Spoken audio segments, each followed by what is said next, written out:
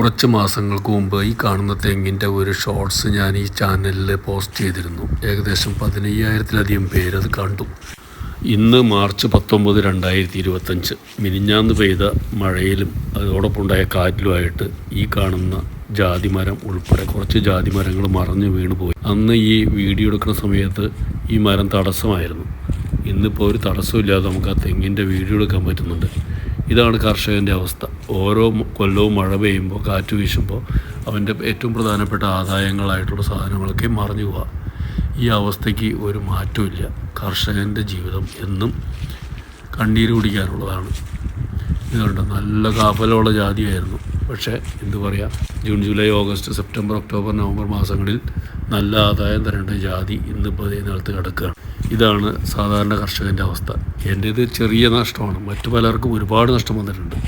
അവസ്ഥ പറഞ്ഞു എന്നുള്ളൂട്ടോ, ആർക്കും പരിഭവം തോന്നരുത്. Thank you.